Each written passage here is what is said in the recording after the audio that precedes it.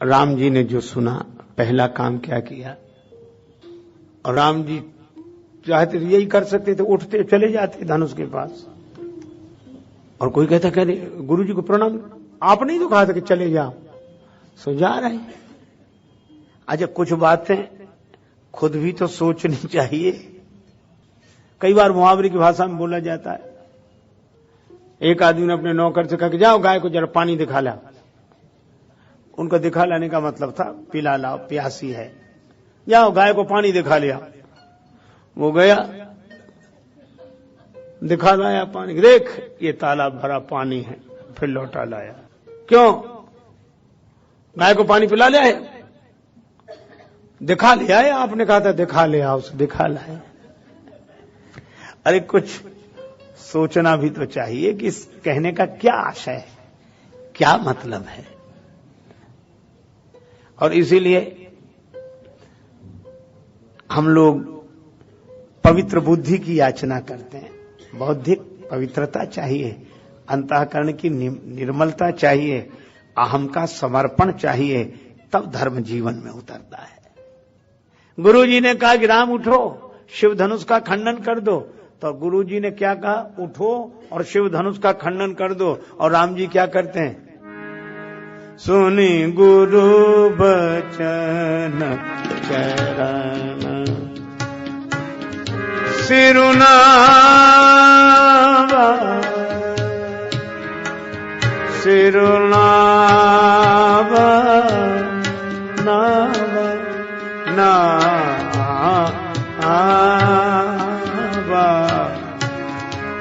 नावा बचन चरण अरस विषादन कछुर आवा बचन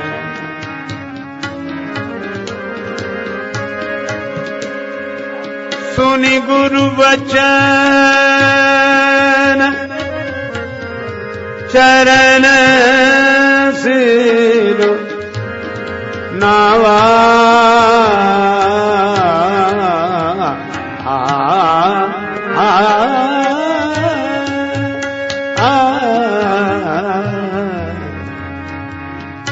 गुरु वचन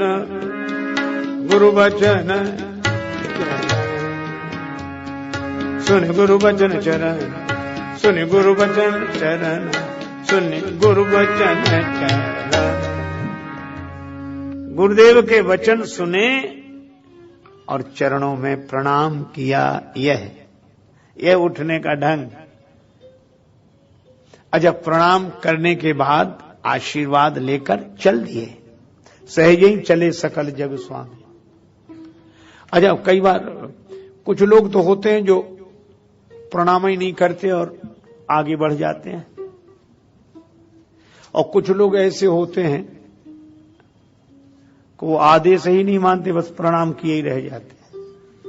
ये दूसरी विडंबना है। एक बार एक चेले से गुरुजी ने कहा कि बेटा हम नहाएंगे तो पानी रखो, स्नान के लिए पानी रखो, अब हम स्नान करेंगे, वहां रखो। चेला वहीं बैठो, अच्छा महाराज तो अभी के थोड़ी देर में। अरे गुरुजी बोला हम अभी कह रहे हैं तो अभी थोड़ी देर में। अच्छा अच्छा महाराज पानी लाना है? हाँ हाँ पानी। अच्छा तो नल का ले आए कि कुएं का? गुरुजी बोले अरे तू पानी लाए, नहाने लायक हो, चाहे जहां से ला, नल से ला चाहे कुएं से। अच्छा अच्छा महाराज फिर भी वहीं बैठा। अब काय को हम ये पूछ रहे हैं बाल्टी में लाए कि कलश में, घड़े में? गुरुजी ने कहा रहने दे, इतनी देर में तो हम नहा के भी आ जाते। मना भी नहीं कर रहा है, जा ही नहीं रहा है। ये और कहे कि बस हम तो आपके चरणों के आश्रित हैं बस। गुरुजी कह रहे कि जाओ, जाऊं कहां तजी चरण तुम्हारे, आपके चरणों को छोड़कर कहां जाए। एक गुरुजी का चेला बड़ा विचित्र। गुरुजी बैठे आश्रम में, अंदर छोटा सा आश्रम था, बाहर गौ माता बंधी थी, बरसात होने लगी। गुरुजी ने कहा कि बेटा गाय भीग रही है वर्षा में, गाय को बंधन से मुक्त करो ताकि वह आश्रम के अंदर आ सके। चेला बैठे बैठे बोला, गुरुजी, बंधन से मुक्त करना तो आप जैसे महापुरुषों का काम है। हम जैसा जीव भला क्या किसी को बंधन से मुक्त कर सकता है जो खुद बंधन में पड़ा। क्षमा करें, यह अनधिकार चेष्टा हमसे नहीं होगी। बोलो। गुरुजी भी समझ गए कि चेला नहीं गुरु ही मिला है। तो दो तरह की विचित्रताएं। कुछ लोग होते हैं जो ऐसा आदेश का पालन करते हैं कि गुरुजी से कोई लेना ही देना नहीं, और कुछ लोग ऐसे हैं जो वहीं बैठेंगे पर जाएंगे कहीं नहीं, काम ही कुछ नहीं करेंगे। पर राम जी सिखा रहे हैं। पहला काम,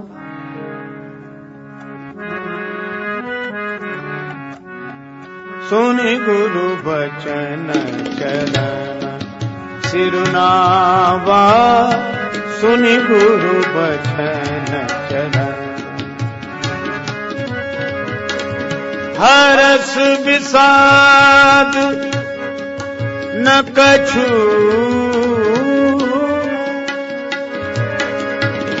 उरयावा, बचन सुन गुरु बचन चरण, बचन चरण बचन चरण बचन चरण।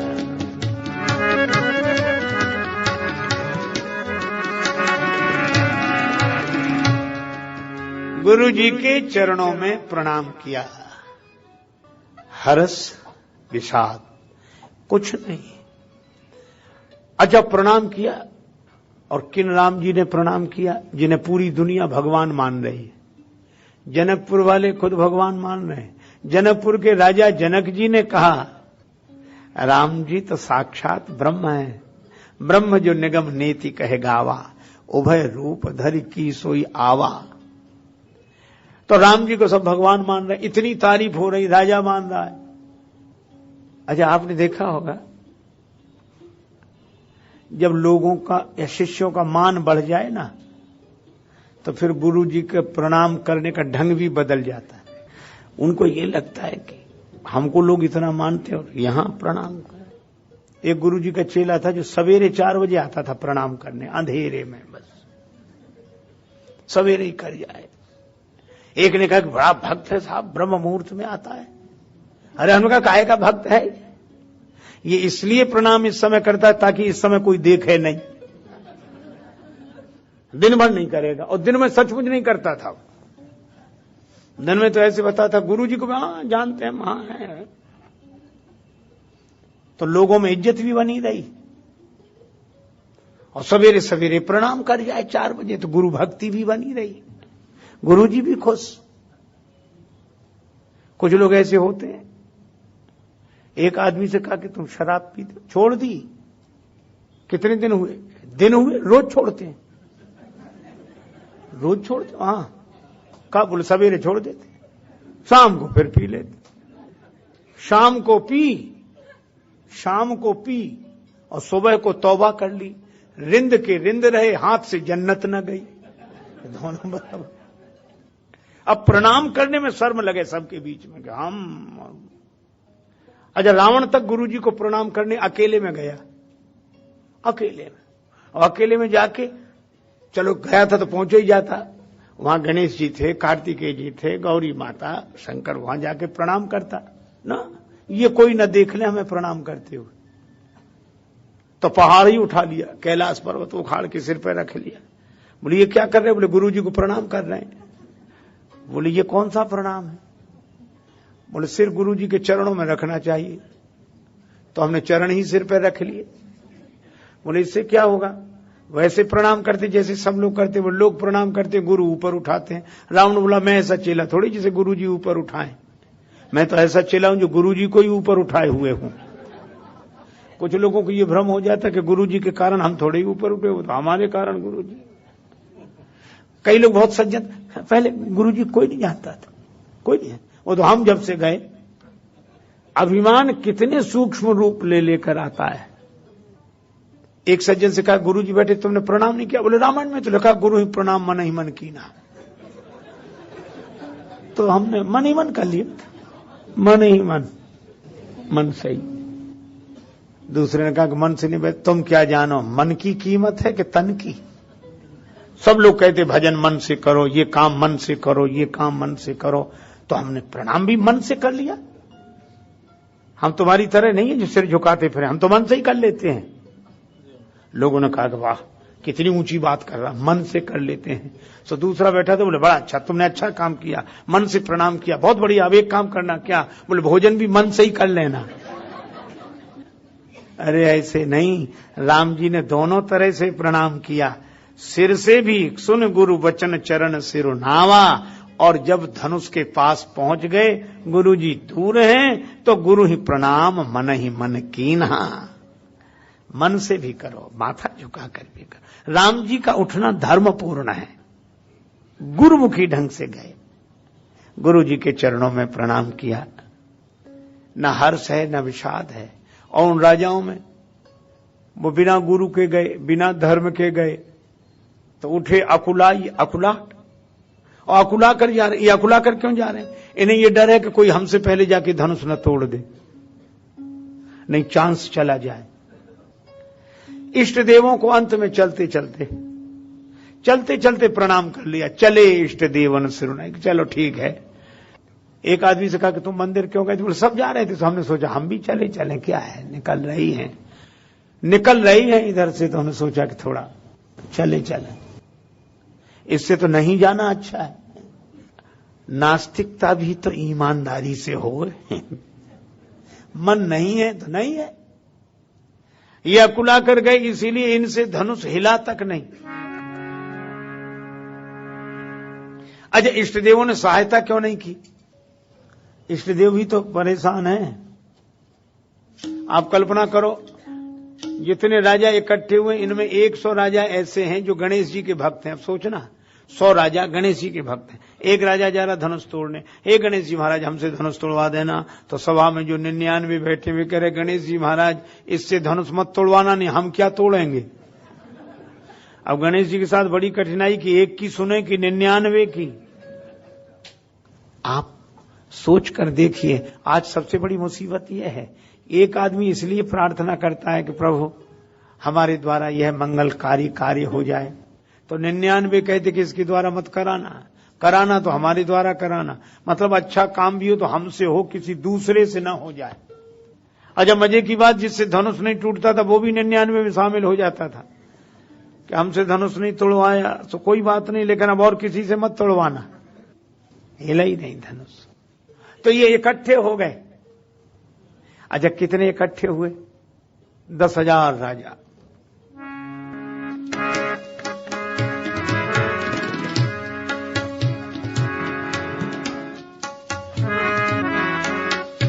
एक ही बारा भूप सहस 10, एक ही बारा भूप सहस 10, एक ही बारा सहस 10, एक ही बारा भूप सहस 10, एक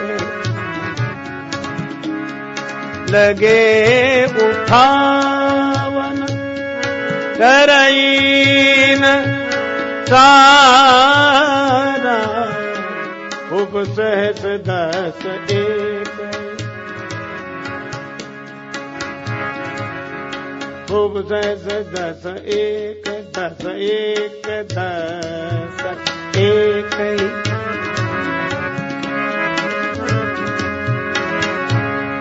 भूप सहस 10, एक सहस 10, एक सहस 10, एक एक एक ही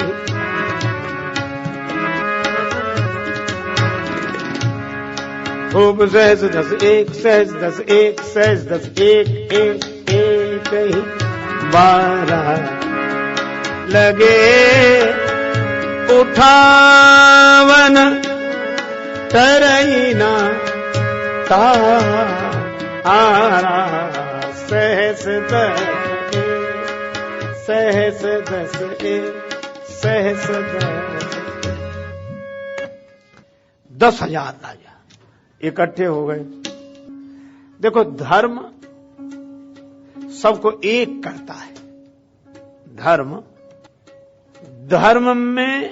धर्म अगर जीवन में उतर जाए तो सब अलग अलग होकर भी एक होते हैं, और जीवन में धर्म ना हो तो इकट्ठे होकर भी अलग अलग होते हैं। आप देखो कहां कहां नहीं लोग इकट्ठे होते हैं। इकट्ठे तो इतने होते हैं कि हर जगह भीड़ दिखती है, लेकिन आज की भीड़ अंग्रेजी का रस है, हिंदी का रस तो चला गया। कहां जीवन में रस नहीं, वैसे रस ही रस है जहां देखो वहां। देखो भाई, इकट्ठा होना अलग बात है, एक होना अलग बात है। जहां इकट्ठे वहां भीड़ है, और भीड़ के बाद एक ही शब्द है भाड़, भीड़ भाड़। तो भीड़ का तो एक ही उद्देश्य, हमारी सुनो, बाकी को भाड़ में जाने दो, हमारी भीड़। अच्छा, इकट्ठे होकर भी एक नहीं, कितने इकट्ठे हुए? 10,000। अच्छा, आप कल्पना करो, ये एक नहीं है, इकट्ठे हैं। क्यों? आप क्या समझते, ये मिल गए तो लड़ेंगे? नहीं। कुछ लोग तो लड़ने के लिए मिलते हैं, बिना मिले लड़ भी कैसे सकते हैं? कई बार लोग कहते आप हमें मिला दो जरा उनसे, तब हम बात करें। मतलब लड़ने के लिए भी मिलना है, बिना मिले लड़ भी नहीं सकते। तो ये इकट्ठे ही इसीलिए। अच्छा, मान लो 10,000 राजा मिलकर धनुष तोड़ देते, टूट जाता धनुष 10,000 राजा, तो विवाह तो एक का ही होता। उन 10,000 में वो एक कौन होता? राजाओं से पूछा गया कि तुम मिलकर धनुष तोड़ भी दोगे, तो फिर वो एक कौन होगा जिसके गले में जयमाला गिरे? 10,000 बोले हमने फैसला कर लिया। क्या? बोले पहले इकट्ठे होकर धनुष तोड़ दो, फिर आपस में लड़ेंगे, जो जीतेगा उसी के गले में जयमाल गिरेगा। जिन्होंने पहले ही फैसला कर लिया कि बाद में तो लड़ना ही, अभी मिल जाओ, तो ये मिलना महानता है कि मजबूरी है? अच्छा, ऐसे लोग भी इकट्ठे हो जाते वहां जो ये सोचते हैं कि मौका देखते ही लड़ेंगे। अभी लड़ने का मौका नहीं आया है, पर प्रतीक्षा उसी की है। ये इकट्ठे हैं, इन्होंने हाथ मिला लिए हैं, पर इनके हृदय नहीं मिले हैं। जहां हाथ मिले वहां मिलन धार्मिक नहीं है। धार्मिक मिलन तो तब होता है जब हृदय मिले। मिलने के तरीके में फर्क होता है। दिल तो मिलता नहीं, तू हाथ मिलाता क्या है? ये मिलन ऐसे ही है जैसे एक महात्मा के पास सज्जन जाते थे, 2 लोग जाएं। एक अच्छा हट्टा कट्टा पहलवान था, दंड बैठक लगाए रोज, और स्वामी जी क्या हो रहा है, प्रणाम, आओ बैठो पहलवान। पर उसके पास पैसा वैसा नहीं था, साधारण आदमी था, श्रमजीवी था। और वो बैठते ही कहता, क्या बताएं गुरुजी, भगवान ने हमको गरीब बनाया, रोज करो रोज खाओ, 4 पैसे हैं नहीं। अगर मेरे पास पैसा होता तो आपको चिंता नहीं करने देता, आपके आश्रम की सब सेवाएं गतिविधियां मैं चलाता, मैं देता, बिल्कुल देता। और लोग भी कैसे हैं, जिनके पास है देते ही नहीं। अगर मेरे पास होता तो जरूर देता। महाराज क्या बताएं, भाग्य की बात है, भगवान की इच्छा। गुरुजी मुस्कुरा, चल ठीक है, ठीक, बैठा रहे। वो जाता तो एक सेठ जी आते, वो करोड़पति थे, उनके पास बचता तो बहुत था, पर शरीर इतना दुर्बल था कि खाने को पचता नहीं था। 2 तरह के लोग हैं समाज में, कुछ लोगों को खाने को बचता नहीं है और कुछ लोगों को खाना पचता नहीं है। सब बेचारे वो सांस भरते हुए, स्वामी जी आओ आओ, डालो भैया ने कुर्सी, डालो, बैठ गए। बड़ी देर में तो उनकी सांस रुकती, फिर कहते क्या बताएं महाराज, भगवान ने रोगी बनाया है, बीमार रहते डॉक्टर, अगर मैं थोड़ा हट्टा कट्टा होता तो आपके चरण दबाता, सेवा करता, लेकिन शरीर से हम ही नहीं उठ बैठ, अब आपकी क्या सेवा करें। स्वामी जी फिर हंसते, और वो इसलिए हंसते थे कि जिसके पास धन है वो तन की शिकायत कर रहा है, स्वस्थ होते तो हम पांव दबा देते आपके, और जिसके पास तन है वो कहता धन होता तो कुछ सेवा कर देते। इसका मतलब करना ही नहीं चाहते ये, जिसके पास जो है वो लगाना नहीं चाहता, और शिकायत इस, और ये और सिद्ध करा कि हम तो सेवक हैं ही। ये जो धार्मिकता है, ये धार्मिकता नहीं है, ये ढोंग है, ये पाखंड है, करना नहीं चाहते। एक आदमी बोला, क्यों महाराज, हमें लोभ छोड़ देना चाहिए, दान तो करना चाहिए, रखा है तो करना चाहिए कि नहीं? महात्मा बोले हमसे पूछो, हाँ बोले आपसे पूछ रहे हैं, लोभ छोड़ देना चाहिए, दान करना चाहिए कि नहीं, ये बताओ, आप बताओ, हम आपकी मानेंगे, आप बताओ। महात्मा बोले तुम हमारी तो मानोगे, हमसे पूछने आए हो, और मान लो तुम अपने मकान के बाहर, तुम्हारा गांव में मकान है और मकान के बाहर छप्पर के नीचे बैठे हो और छप्पर के ऊपर से एक सांप निकले और सांप धड़ाम से तुम्हारी गोद में गिरे, तो हमसे पूछने आओगे कि क्या करना चाहिए, इसको गोद में रखें कि इसको फेंक दें, गले में पूछोगे? बोले क्या मतलब, उस समय पूछना क्या, वो तो तुरंत गलत हो, गलत है, गलत तो गलत है। तो बोले जब सांप तुम्हें गलत लगता है तो पूछने नहीं आते, अगर तुम्हें लोभ गलत लगता तो पूछने नहीं आते, दान करने लगते। अगर तुम्हें क्रोध गलत लगता तो पूछने नहीं आते। पूछना ही ये सिद्ध कर रहा है कि तुम्हें पूरी तरह से गलत लगा नहीं है। एक रेलगाड़ी में कई यात्री यात्रा कर रहे थे, गर्मी भयंकर, सो पानी बेचने वाले ये कहे अठन्नी में एक गिलास पानी, अठन्नी में एक गिलास पानी, अठन्नी में एक गिलास पानी। सो एक आदमी बोला 4 आने में नहीं दोगे? उसने कोई जवाब ही नहीं दिया, चला गया। लौट के आए तब तक पानी खत्म हो गया था उसने कहा कि तुम न देते पानी, जवाब तो देते, हमने 4 आने में मांगा था गिलास, तुम 8 आने में गिलास। तो बोला इसलिए हमने जवाब देना उचित नहीं समझा। कहा क्यों? बोले जैसे ही तुमने कहा कि 54 में नहीं मिलेगा, हम समझ गए कि तुम्हें प्यास ही नहीं लगी है। जिसे प्यास लगी वो मोल भाव करेगा, जिसे प्यास लगी वो मोल भाव नहीं करता। इसी तरह जिसे सेवा की लगन होती है वो विचार नहीं करता, और विचार करने वाले तो विचारे होते हैं, इनसे ज्यादा कोई विचारा होता ही नहीं है। अभी हम विचार कर रहे हैं, अभी हम विचार कर रहे हैं, अभी हम, और विचार करने वाले बेचारे कई चले गए। आज के करैया, आज करने वाले वर्तमान में जीने वाले सुखी हो जाते हैं, और काल के करैया काल गाल में समाई गए। श्रीमान को फिक्र थी एक एक के 10-10 कीजिए, मौत आ पहुंची कि हजरत जान वापिस कीजिए। ब्रज की बोली। एक बार एक संत के पास एक सज्जन गए, संत ने कहा और भगत जी भगवान को कछु भजन वजन करो कि ना है, भजन करो? सुब्रजवासी बोले का कने महाराज, सोप तो नाए मिले, सोप तो मन फुर्सत नहीं मिलती, अब का सोप तो नाए मिले। तो महात्मा बोले नारायण जब आन के जम पकड़ेंगे बाह, और उन्हों से कहियो हमें अबे सोप तो ना आए। इसलिए भाई ये इकट्ठे हुए हैं, एक नहीं है। 10,000 इकट्ठे हुए हैं, एक नहीं है। और इसीलिए इन्होंने हाथ मिलाया, हृदय कहां मिले? और मिलने के तरीके में फर्क होता है। दिल तो मिलता नहीं, तू हाथ मिलाता क्या है? और इसीलिए इनसे किसी से नहीं टूटा। समस्या का समाधान 10,000 इकट्ठे भी हो जाएं तो नहीं होता। और धर्म का जीवन जीने वाला एक गुरु भक्त हो तो समाज की समस्या का समाधान हो जाता है। ये रामचरितमानस का संदेश है। अब नहीं टूटा तो बैठ गए सब। अब जनक जी ने देखा व्यवस्था बिगड़ गई। क्यों बिगड़ गई? कहा राम जी चुपचाप बैठे और ये लोग चुपचाप बैठ नहीं रहे।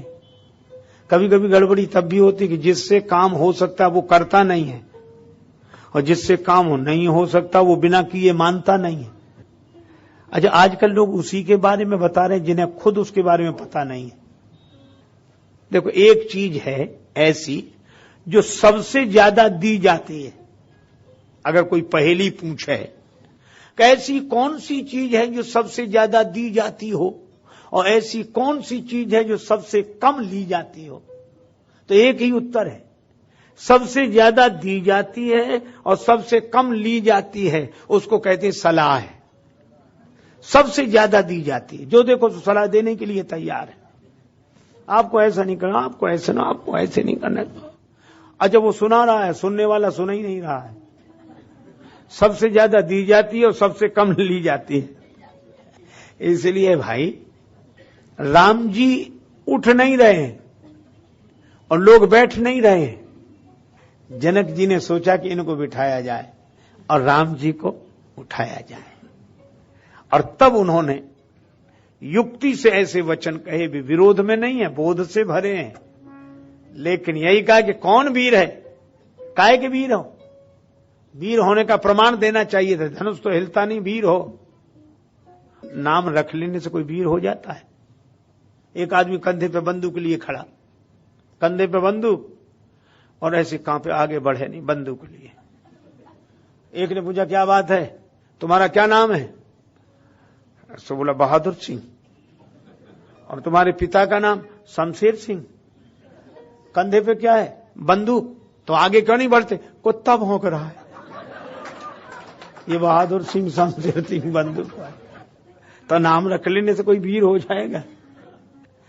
जनक जी ने कहा कि वीरता का कार्य करके दिखाते, धनुष तो हिला नहीं। हमने समझ लिया पृथ्वी वीरों से रहित हो गई। लक्ष्मण जी उठकर खड़े हो गए। अब लक्ष्मण जी को बड़ा क्रोध आया। अच्छा देखो, धर्म को आधार बनाकर ये कथा कई बार आपने सुनी। कथा वही है, पुरातन है, पर संदेश सनातन है।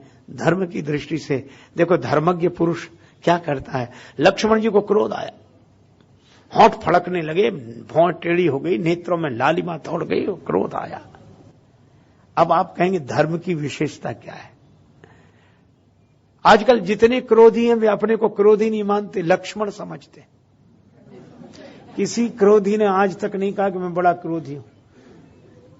एक आदमी को मैं जानता हूं, भगवान ने उनको इतनी कमजोर काया दी है कि मैदान में तो कभी नहा ही नहीं सकते। वो एक एक नस नाड़ियां आप आराम से गिन सकते हैं। अगर किसी को शोध करना हो कि शरीर में कितनी नाड़ियां हैं, तो भीतर जाने की जरूरत नहीं, बाहर से ही दिखती हैं। और वो अपने को ऐसा समझते हैं, उन्होंने हमसे झगड़ा किया, वो तो हम आ गए, नहीं तो प्रलय हो जाती, प्रलय। और जब आते हैं तो पिटकर ही आते हैं, जब आते हैं पिटकर आते हैं, और प्रलय से कम बात नहीं करते। क्रोधी बहुत है। तो एक दिन उनको क्रोध आया तो ऐसे करने लगे, ऐसे कांपे क्रोध में बहुत। फिर हम लक्ष्मण हैं महाराज, फिर हम लक्ष्मण हैं। ये न कहे कि हम क्रोध में, फिर हम लक्ष्मण हैं। अरे रहने दे, तेरे जैसे होते लक्ष्मण। लक्ष्मण जी जब क्रोध करते बोलते तो धरती कांपती थी, तू तो खुद कांप रहा है। लक्ष्मण जी को जो क्रोध आता है, देखो क्रोध तो आया, लक्ष्मण जी का क्रोध तो दिखा। लेकिन आप ये सोचो, क्रोध में आज तक किसी आदमी ने सही काम किया? हमने तो नहीं किया, आपने किया हो तो बताओ। क्रोध में और सही काम, न वाणी सही रहे, न आंखें सही रहे। किसी को क्रोध आए बस शीशा दिखा दो और कुछ मत करो। देखो कैसा सरकार स्वरूप बना, और ये रूप ही बदल दे। आप ऐसे समझो, क्यों, जैसे किसी के शरीर में भूत आ जाए तो उसकी बोली बदल जाती है, आंख बदल जाती है, और कैसी कैसी चिल्लाता करता है, तो लोग समझ लेते कि ये नहीं बोल रहा, भूत बोल रहा है, भूत। इसी तरह क्रोध भूत जब जा पे आवे, क्रोध का भूत जब बोले तब देखो आदमी तो रहता ही नहीं, वो क्रोध ही हो। पर आप आश्चर्य करो, मैं कहता हूं लक्ष्मण जी का क्रोध भी बंद नहीं है। क्रोध में आज तक किसी ने कोई सही काम नहीं किया, लेकिन लक्ष्मण जी को जब क्रोध आया, और बड़ा भयंकर क्रोध आया, होंठ फड़के, नेत्रों में लालिमा, भौं टेढ़ी, लेकिन सबसे पहले काम क्या किया लक्ष्मण जी ने? लगे बचन जनु बाण। पहला काम, नाई राम पद कमल सिरु, बोले गिरा प्रमाण। लक्ष्मण जी उठे और राम जी के चरण कमलों में सिर रखकर प्रणाम किया।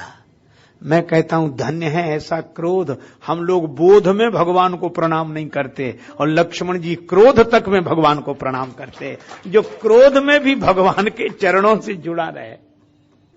अच्छा, अब ये किसने जोड़ दिया भगवान के चरण से? धर्म ने। क्रोध आने पर गलत काम नहीं हुआ, क्यों?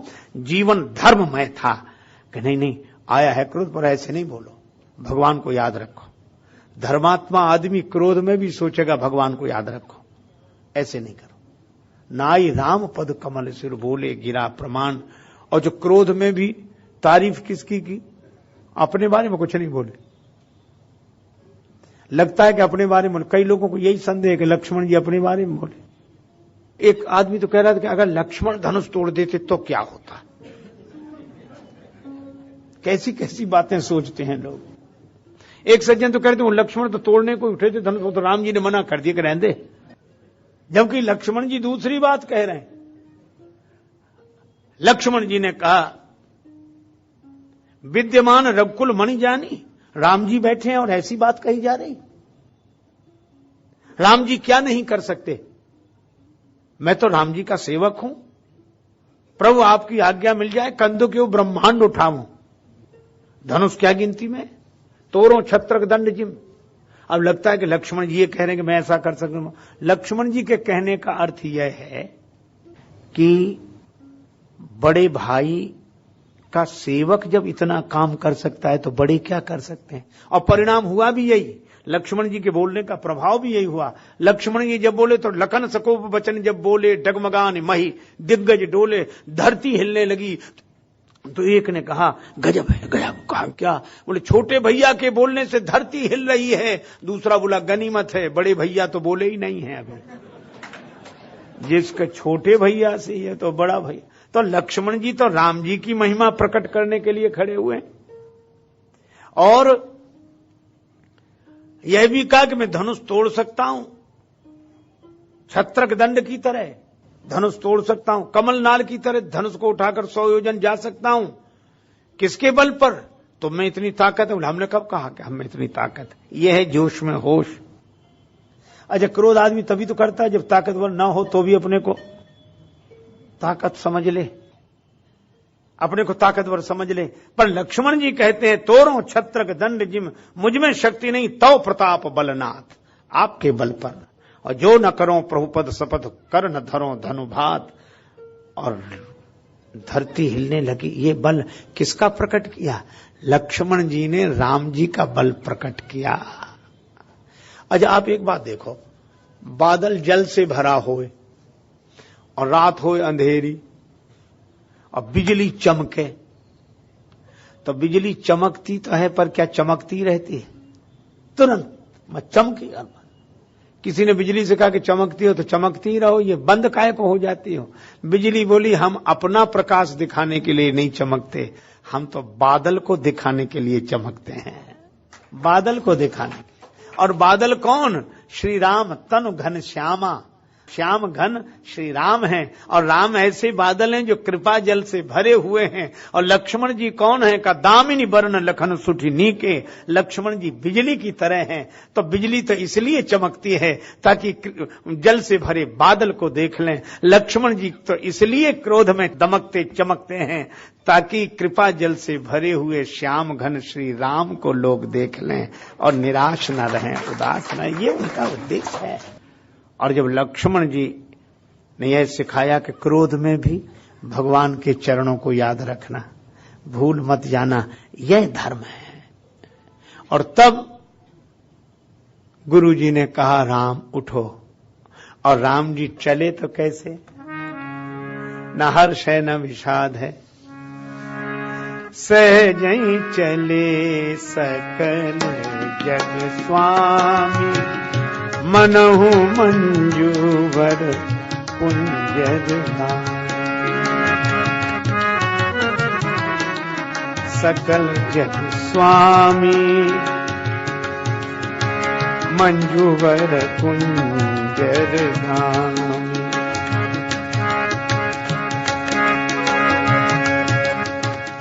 राम जी कैसे चल रहे? सहज। और राजा लोग कैसे चले थे? उठे अकुलाई चले, अकुलाकर चले। पर ये राम जी निश्चिंत होकर जा रहे हैं। किसी ने कहा राजा लोग तो चिंता कर रहे थे, आप चिंता नहीं कर रहे, हमें क्यों चिंता करनी है? गुरुजी ने यह थोड़ी कहा कि प्रयास करो। गुरुजी ने कहा कि राम शिव धनुष तोड़ दो, तो गुरुजी के संकल्प में तो धनुष टूटे ही गया है, हमें क्या चिंता करनी। अच्छा हम तो यंत्र हैं। अब गुरुजी ने कहा टूट गया तो खुशी उनको, न टूटे तो दुख उनको, हमें काहे का हर्ष विषाद, ना हर्ष है ना विषाद, ये दो चीजें। हाँ तो दोनों चीजें कहां छोड़े आए? बोले गुरुजी के चरण भी दो और हर्ष विषाद भी दो, दोनों वहीं छोड़े आए। ना हर्ष है ना विषाद है, सहजता है साधो सहज समाधि भली, गुरु प्रसाद जा दिन ते उपजी, दिन दिन अधिक चली। सुनैना माता को संदेह हुआ, सखी ने समझाया तेज बंत लघु गनीय न रानी। लेकिन जानकी माता तब राम ही बिलो की वैदेही, सभय हृदय बिनवत जयते ही, गन मन ही मन मनाव अकुलानी, होहु प्रसन्न महेश भवानी, गणनायक वरदायक देवा, आजु लगे कीन्हु तुअ सेवा, बार बार बिनती सुन मोरी, करहु चाप गुरुता अति जोरी, सकल सभा के मति भय भोरी, अब मोहि शंभु चाप गति तोरी, निज जड़ता लोगन पद डारी, होवु हरू रघुपति न्यारी।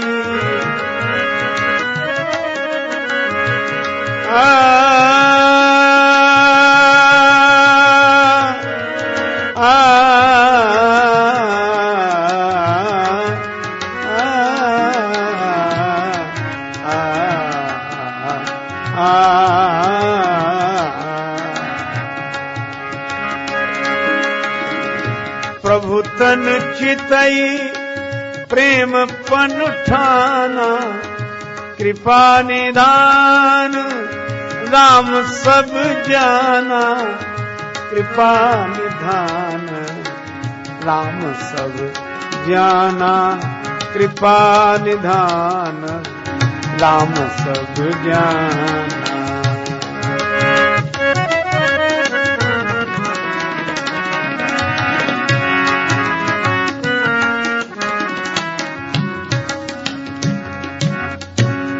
सीता माता अकुलाई तो, पर प्रार्थना किसकी कर रही? हो प्रसन्न महेश भवानी, हे शंकर भगवान आप प्रसन्न हो जाओ, धनुष आपका है। भवानी माता आशीर्वाद आपका है। गणेश जी आप विघ्न दूर करने वाले हैं, धनुष का वजन कम कर दो। गणेश जी बोले इस काम के लिए हम ही मिले हैं, हमारा ही वजन कौन सा कम है। पर सीता मैया बोली वजन कम करने की कला में आप कुशल हैं। जितने तुंदिल स्थूलकाय दिखते हैं, अगर वजन उसी तरह से होता तो बेचारे चूहे की क्या दशा होती जो आपका वाहन है। और संकेत कितना सार्थक है। गणेश जी बड़े हैं, प्रथम पूज्य हैं, और बड़े की पहचान यही है कि छोटे से छोटा भी जिसका वजन उठा ले वह बड़ा है। ऐसा बड़ा होना किस काम का? बड़े से बड़े जिनका वजन ही ना उठा पाए वे बड़े हैं, छोटे क्यों? क्योंकि बड़े होने का अभिमान नहीं है, बड़प्पन है। तो धनुष दिखता ऐसे ही रहे, छोटा हो, ये हल्का हो जाए। फिर धनुष से ही बोली हल्के हो जाओ। इसका अर्थ क्या है? फिर अपने में मनोबल प्रेम जाकर यही पर सत्य सने हो। यह धार्मिक संस्कारों के परिणाम हैं, क्योंकि वर पाने को भी वासना नहीं, उपासना का भाव, यह धार्मिक संस्कारों की देन है। वर कन्या एक दूसरे से मिले। मैं देखो, एक सज्जन बोले पुराने समय में कन्याओं का विवाह होता तो बोले हमारे गांव में तो ऐसे था कि पुरोहित महाराज जाते, एक सेवक उनके साथ जाता, और जहां जाते वो जन्म कुंडली देख के विवाह तय कर आके आ जाते, परिवार वाले स्वीकार कर लेते। बालिका से कुछ नहीं पूछा जाता था, कन्या से कुछ नहीं पूछते थे, क्योंकि एक तो पूछने लायक उम्र नहीं होती थी, दूसरा पूछना जरूरी नहीं समझते थे। मर्यादा। देखो भाई, देश काल परिस्थिति के अनुसार परिवर्तन होते रहते हैं, ठीक है, लेकिन आप एक बात सोचो, पुरानी होने से ही हर चीज अच्छी नहीं हो जाती। एक सज्जन बोले घी जितना पुराना हो उतना अच्छा। हमने कहा बिल्कुल, रोटी भी 2-4 दिन पुरानी हो तो बोले नहीं, रोटी तो ताजी होनी चाहिए। तो कुछ चीजें ताजी होनी चाहिए, कुछ चीजें पुरानी होनी चाहिए। हर चीज पुरानी, पुरानी का बड़ा महत्व, पुरानी का बड़ा महत्व। देखो, तो मैं आपसे चर्चा कर रहा था कि वो ठीक है, सबसे पूछा जाता था, पर उस कन्या से ही नहीं पूछते थे जिसे जिंदगी बितानी है, जिसे दूसरे, उसके भी भावों को जानो, उसके भी विचारों को जानो। अब पुराना है तो अच्छा ही है, सब अच्छा ही है। मैं अपनी व्यक्तिगत बात कहता हूं, मुझे ये परतंत्रता लगती है। लेकिन आप ये ना सोचो कि आज कुछ बहुत अच्छा हो गया है, आज दूसरी विडंबना है। उस जमाने में कन्या से कोई कुछ नहीं पूछता था, विवाह कर दिया जाता था। आज कन्या किसी से नहीं पूछती। प्रतिक्रिया कैसी हुई है? तो मुझे लगता है वह परतंत्रता थी और यह स्वच्छंदता है। पहले की नियमावली देखो तो ब्रेक लगे ही थे गाड़ी में, इसीलिए गाड़ी आगे बढ़ी नहीं। गाड़ी वहीं की वहीं खड़ी, हम कह रहे हम बहुत महान हैं, हम बहुत महान हैं, इतने महान है कि आज तक आगे ही नहीं बढ़े, वहीं के वहीं खड़े। ब्रेक लगे इतने तगड़े, अच्छा अगर ब्रेक लगे ही नहीं तो गाड़ी आगे बढ़ेगी कैसे? लेकिन दूसरी विडंबना भी है, ब्रेक अगर खोल के फेंक दो तो एक्सीडेंट बचाएगा कौन? उन लोगों ने नियम के ब्रेक तगड़े लगा के रखे थे, पुराने लोगों ने, इसलिए प्रगति के पथ पर जीवन की गाड़ी आगे नहीं बढ़ी। आज के लोगों ने ब्रेक खोलकर फेंक दिए हैं, इसलिए रोज दुर्घटनाएं हो रही हैं, एक्सीडेंट हो रहे हैं। तो करें क्या? मुझे तो लगता है कि धर्म अपने जीवन में स्वतंत्रता में फूलता फलता है, परतंत्रता में भी नहीं, स्वच्छंदता में भी नहीं। और ये स्वतंत्रता अगर मुझसे कोई पूछे तो रामचरितमानस ने सिखाई है। तुलसीदास जी को लगा ये कोई स्वयंवर है, स्वयंवर उसमें कहते हैं जिसमें कन्या स्वयं वर का वर्ण करे, उनकी भावनाओं का ख्याल करो, उनको देखो। और ये कोई जो धनुष तोड़ दे उसी के गले में जयमान डाल दिए, स्वयंवर है कि धनुष जग है? अरे कन्या वर को पसंद ना करे, धनुष कर ले पसंद और कन्या माला डाल दे, निर्णायक धनुष, ये स्वयंवर नहीं है। तो तुलसीदास जी तक ने इसको धनुष यज्ञ लिखा। धनुष यज्ञ सुन रघुकुल ना था, आए देखन चाप मक। लेकिन जब पुष्प वाटिका में मिले, राम जी ने सीता जी को देखा, सीता जी ने राम जी को, जब दोनों ने एक दूसरे का स्वयं वर्ण किया, तब लिखा सीय स्वयंवर देखिए जाई, ईस काहिधों देय बढ़ाई, तब स्वयंवर। लेकिन वर कन्या विवाह के पहले मिले कि ना मिले? स्वच्छंद वृत्ति वाले कहेंगे कोई हानि नहीं हो, ठीक है, कोई स्वच्छंद। पुराने लोग है राम राम ऐसा है, हमारे दिन है ऐसा, क्या मुसीबत है। पर तुलसीदास जी ने कहा कि नहीं, विवाह के पहले वर कन्या मिले, इसीलिए पुष्पवाटिका प्रसंग है। लेकिन राम जी गए गुरु जी के लिए पूजा के लिए फूल लेने, और सीता जी गई गिरिजा जी के पूजन के लिए। विवाह के पहले वर कन्या मिले, ये धर्म सम्मत है, लेकिन वासना के भाव से नहीं, उपासना के भाव से, क्योंकि पूजा के भाव में।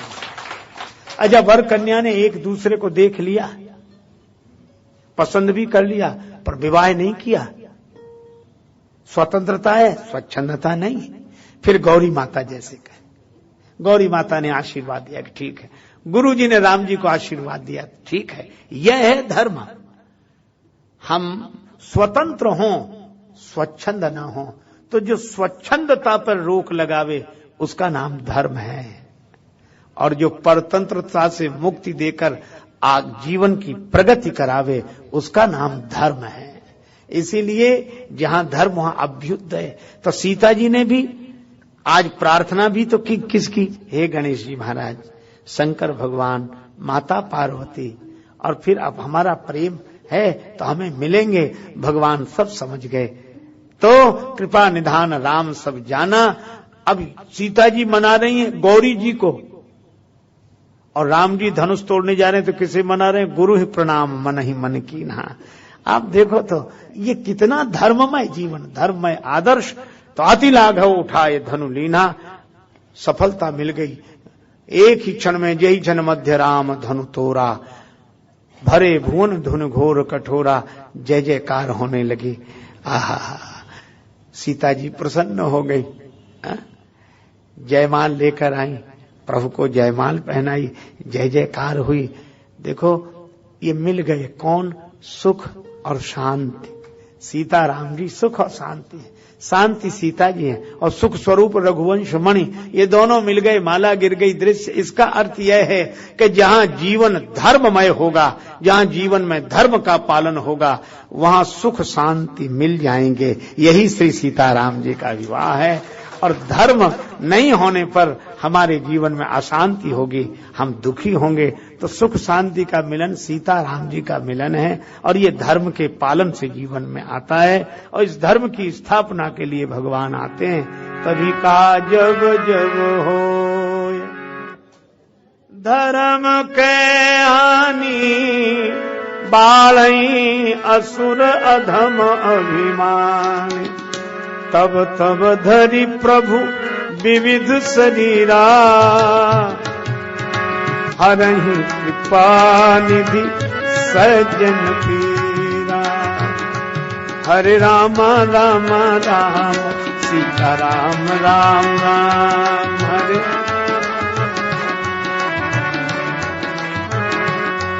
हरे राम राम राम सीता राम राम राम,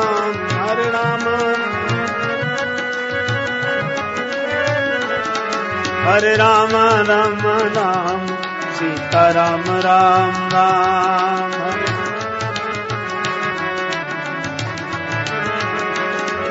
हरे राम राम राम सीता राम राम राम,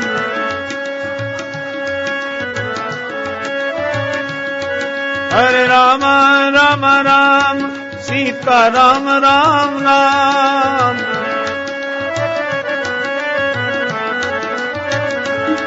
हरे राम राम राम सीता राम राम राम,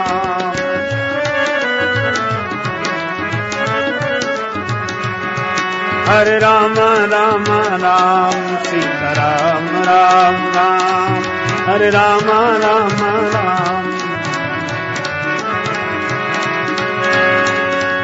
यह नाम बनाया प्रथम पूज्य गणपति जी को पल में, यह नाम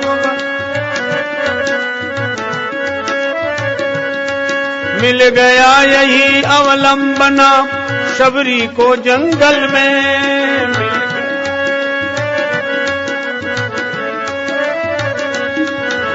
लाखों का बेड़ा पार किया पहुंचाया प्रभु के धाम। राम राम राम सीता राम राम राम, हरे राम राम राम सीता राम राम राम, सीता राम राम राम सीता राम राम राम राम राम। श्री सीताराम जी महाराज की, श्री हनुमान जी महाराज की, श्री तुलसीदास जी महाराज, श्री गुरुदेव भगवान की।